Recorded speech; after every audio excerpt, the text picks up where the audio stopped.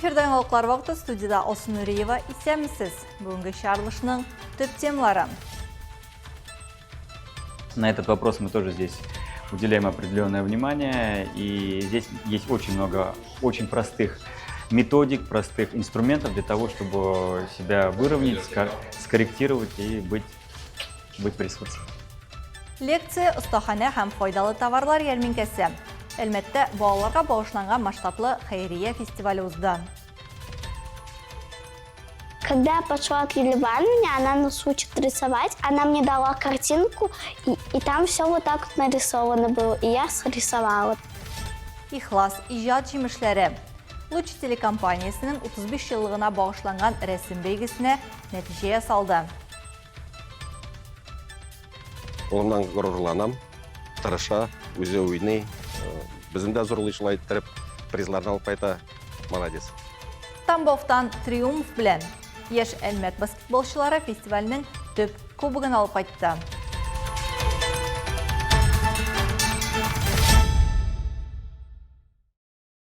Татарстанда шешу компаниясы ахырына якынлаша. Хөкүмәт йортында узган традицион шимбә киңәшмәсендә авыл хуҗалык һәм азык-төлек министры урынбасары Дмитрий Яшин мәгълүматларына караганда, сабан культуралары 1,611,000 гектар мәйданда чәчелгән.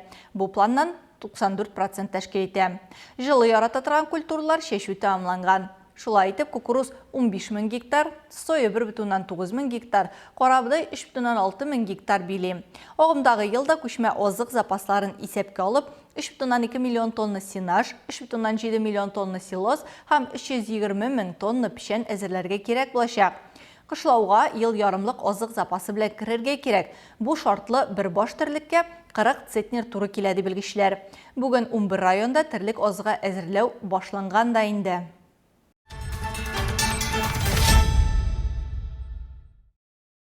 Әйдәп баручы экспертлардан лекцияләр, күңелле остаханәләр һәм файдалы товарлар ярминкәсе. Шәһәрдә халыкара балаларны яклау көненә багышланган сәламәтлек әлифбасы масштаблы хайрия фестивале узды. Балага файдалы гадәтләрне ничек тәрбияләргә, башлангыч этапта балалар авыруларын ничек белергә. Бу һәм башка сорауларга җавапларны сәламәтлек әлифбасында катнашучылар таба алды. Теманы Алса Әхмәтҗанова дәвам итә. Сәламәтлек әлифбасы фестивале файдалы яшәү рәвешенең зур интерактив картасы буларак ачылды. Оештыручылар баланы һәм гомумән кешене гармонияле үстерү өчен кирәк булган мәгълүматны бер мәйданчыкта берләштерде. Килгән гаиләләрнең балалары остаханәләрдә мәшгуль булган арада аларның әти-әниләре кыйммәтле белем ала алды. Төп белем бирү мәйданчыгы лекторий, анда әйдәп баручы сәламәт яшәү рәвеше белгечләре, нутрициологлар һәм психологлар чыгыш ясады. Белгечләр балалар диетасы, физик активлыкның мөһимлеге хакында фикер алышты. Укучыларны стресска каршы турырга өйрәтү һәм уллар тарафыннан файдалы гадәтләрне йомшак формалаштыру темаларына анализ ясады. Дальше. Лет. Вот. Вступила в работу у нас сейчас сердце. Кытай медицинасы белгече Ксения Шрафжанова аутизм, гиперактивлык, игътибар җитмәү синдромы, психосөйләм үсешенең тоткарлануы кебек балалар авыруларына Кытай медицинасы карашы турында сөйләде. Ну, я думаю, что вопрос о здоровье он всегда был актуален. Вопрос с информационными потоками и с Минемчә, сәламәтлек мәсьәләсе ул һәрвакыт актуаль. Мәгълүмат агымы һәм аның белән сыйфатлы эшләү мөмкинлеге мәсьәләсе дә ачык һәм ул әлегә актуаль булып кала бирә. Бу мәсьәләгә дә без фестивальдә билгеле бер игътибар бирәбез. Монда үзеңне ресурста тоту өчен бик күп гади ысуллар бар. На этот вопрос мы тоже здесь уделяем определенное внимание. И здесь есть очень много очень простых методик, простых инструментов для того, чтобы себя выровнять, скорректировать и быть в ресурсе.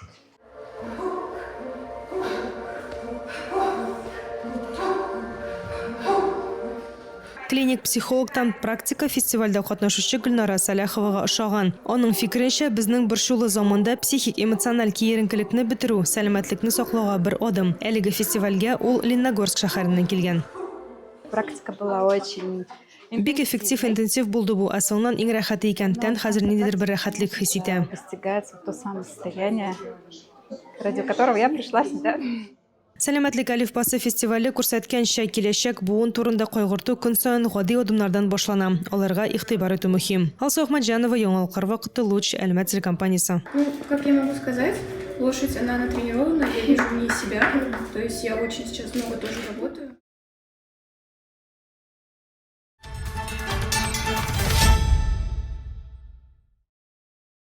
Луч телекомпаниясының 35 жылы һәм халыкара балаларны яклау көне уңайыннан без телевидение балалар күзләре белән рәсем бәйгесе уздырдык.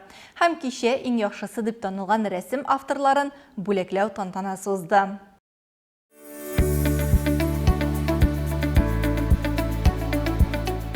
Бәйге 2 категориядә мәктәпкә яшьтәге балалар һәм башлангыч сыйныф укучылары арасында үтте. Без алардан йөзләгән рәсемнәр алдык. Һәр категориядә иң яхшы эшләр сайлап алынды. Җиңүчеләрне ВКонтакте шелтәрендәге рәсми төркемдә безнең язылучылар сайлады. Нәтиҗәдә мәктәпкә яшьтәге балалар категориясендә 45% тавыш җыеп Лея Хабибуллина танылды. Лея, это тебе подарочек. Поздравляем. Спасибо тебе большое. Туташ 50-нче Ләйсән исемле балалар бакчасына йөри. Илһам килгәч тә нәрсә күрәм, шуны ясыйм ди. Телевизордан күбесенчә мультфильмнар карарга ярата. Я всегда смотрю телевизор. Но нарисовал я этот рисунок, я его не придумала. Когда я пошла к Юлии Ивановне, она нас учит рисовать, она мне дала картинку, и там все вот так вот нарисовано было, и я срисовала. Так интересно вышло. Оказывается, голосование было до 29 мая, до 4. Я как раз узнала в 3 часа дня, а там было до 4. И там я уже начала всех подключать, а оказывается, все, уже голосование закончилось. И то есть хочу сказать, что Лея прям честно выиграла благодаря своему таланту. 7 яшь һәм зурраклар категориясендә 48% тавыш җыеп Амелия Насыйбуллина җиңүче исеменә лаек булды. Спасибо вам большое. Участвуйте еще в наших различных конкурсах. Амелия рәсем белән сәнгать мәктәбендә шөгыльләнә. Табигать һәм хайваннар ясарга ярата. Шәһәребездә уздырыла торган рәсем бәйгеләрендә актив катнаша. Бу юлы җиңермен дип уйламадым. Процесстан ләззәт алып башкардым ди. Бәйгегә Луч телекомпаниясенең популяр Алтын тавыш проектын сурәтли. Мне потом Юлия Ивановна сказала, что как будто бы вот тут вот сделать, как будто бы поют они, и я как раз таки срисовала. Амелияның әнисе балалар өчен аларның иҗатларын кешеләргә күрсәтүләре бик мөһим ди. Бу аларның үз-үзләрен бәяләвен һәм алга таба иҗат итү теләген арттыра. Это так мотивирует детей. По крайней мере, они не сидят в гаджетах, а чем-то таким увлекательным, любимым занимаются. И еще плюс за это что-то получают. Это вообще, мне кажется, здорово. Җиңүчеләргә Луч телекомпаниясе партнерларыннан бүләкләр тапшырылды.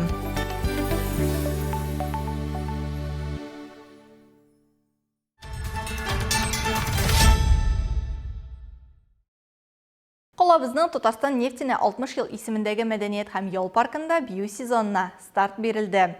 Күп еллар дәвамында күркәм традициягә әверелгән ретро бию кичәләрендә гадәттә Әлмәтнең өлкән буын вәкилләрен бик күпләп очратырга була. Алар төрле мәдәни чараларның да иң актив тамашачылары булып кала бирә.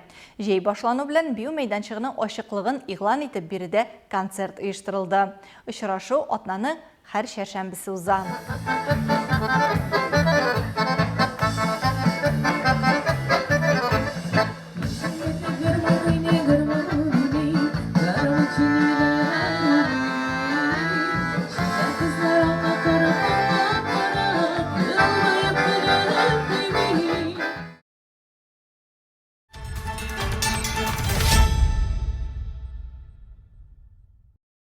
Әлмәт районы ветераннар командасы «Третий возраст» 3-нче яшь 16-нчы республика спартакиадасы финалы йомгаклары буенча гомум команда зачетында 1-нче урынны яулаган. Татарстанда 2026 елдагы иң зур спорт ярышлары хәрби һәм хезмәт батырлыгы елына, шулай ук Россия халыклары бердәмлеге елына багышлана.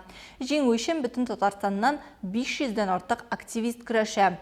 Финал программасына 7 дисциплина: җиңел атлетика, йөзү, өстәл теннисы, ядрә белән ату, дартс, катнаш эстафета һәм күп төрле ГТО ярышлары керә.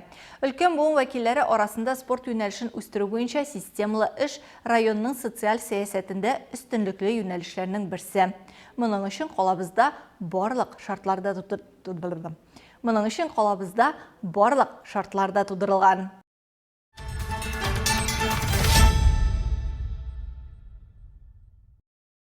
Еш Әлмәт баскетболчылары Тамбовтан жеңу белән кайтты. Алар 3 регионнан командаларны узып китеп, мини-баскет 4-нче фестивальдә 1-нче урынны яулады. Җиңүчеләрне каршы алырга Кәләй станциясенең тимер юл вокзалына туганнары җыелды.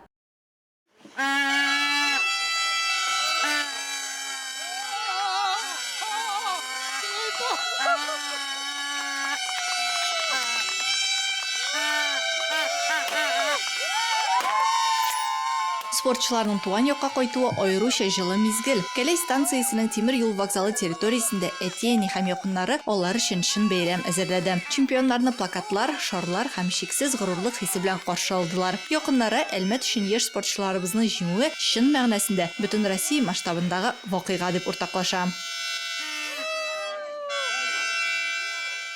Улымнан горурланам, тырыша, үзе уйный. Безне дә зурлыйлар иттереп, призларны алып кайта. Молодец. Команда вообще молодцы. Мне вот даже прям радостно было смотреть. Приятно было смотреть. Молодцы, ребята. Безнең малайлар бик акыллы. Алар кичкенә команда. Аларның шундый зур алган урын, беренче урын. Без алар белән нык горурланабыз. Алар молодцылар. Көтәбез, сагынабыз. Бәләкәй булсалар да, алар үзләрен күрсәттеләр. Чит шәһәрдә алар Дивон мәктәбен горур белән күрсәттеләр. Горурланырлык сәбәп чыннан да зур. Ярышларга илнең иң көчле яшь спортчылары җыела. 3 көн дәвамында Тамбов спорт тренировка үзәгендә кызу баскетбол уеннары шаулый. Мәртәбәле турнир медальләре өчен Тамбов өлкәсеннән Тулыдан һәм Татарстан Республикасыннан 8 команда көрәшә.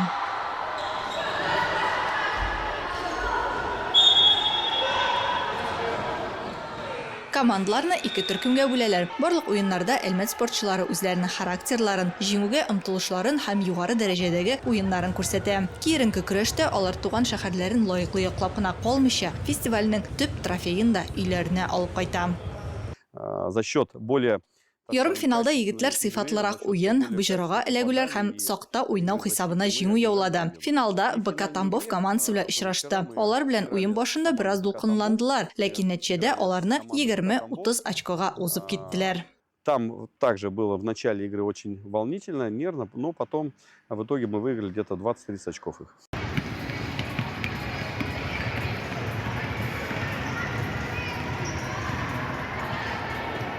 Быстрей! Ярышларның төп программасыннан тыш егетләр үз көчләрен баскетбол эстафетасы, динамикалы американка һәм иң төз бәйгеләрендә сынап карый һәм осталыкларының күп кырлы булуын раслый. Команда капитаны Сулейман Ахмеджанов штраф линиясеннән снайперлар ярышында җиңүче исемен яулый. Беренче урынны тренерның әйткәнен тыңлаганга һәм бердәм команда булганга яулый алдык дип уртаклаша. Мне запомнилась игра с Тамбов-1, потому что это был финал наш. Это была самая тяжелая игра, поэтому она тебе запомнилась? Да, она была самая тяжелая. 3-4!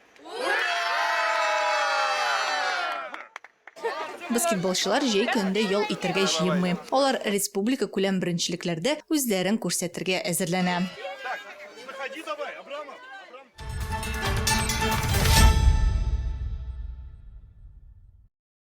Узган ял көннәрендә Азнакай районының Мәнәвиз тауы янындагы чаңгы базасы территориясендә актив яшәү рәвешен һәм адреналинны яратучылар җыелды.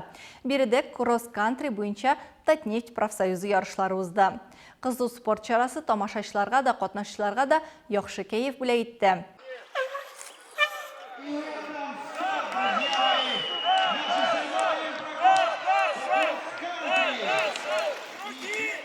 Стартка яшь спортчылардан алып предприятиеләрнең тәҗрибәле хезмәткәрләренә кадәр 106 катнашучы чыкты. Һәр кемдә бер максат: 10 километрлы дистанцияны лаеклы үтеп, коллективның спорт рухын күтәрү һәм теләсә нинди киртәләрнең бердәм булганда үтеп була алуын исбатлау. Оештыручылар кросс-кантри ярышларын 3 мөһим датага: Азнакай нефть һәм газ чыгару идарәсенең 70 еллык юбилеена, Россия халыклары бердәмлеге елына һәм Татарстан Республикасында хәрби һәм хезмәт батырлыгы елына багышлады. Киеренке көрәш 11 яшь категориясендә ир-атлар һәм хатын-кызлар арасында барды. Дистанция грунт маршруты буенча салынган. Аны гади дип атап булмый. Текә күтәрелешләр, тиз йөрешле төшүләр һәм табигый киртәләр. 10 километрлы трасса катнашчыларны көндәшләре белән генә түгел, рельеф белән дә көрәшергә мәҗбүр итте. Һәр яшь төркемендә җиңүчеләр һәм призерлар грамота, медаль һәм кыйммәтле призлар белән бүләкләнде. Ярышлар Мәнәвиз тауы фонында гомуми фотография белән тәмамланды. Такие состязания, они объединяют коллектив вообще в целом, большой коллектив Татнефти. Ну, знакомишься с новыми людьми. И, ну, действительно, это очень нужно.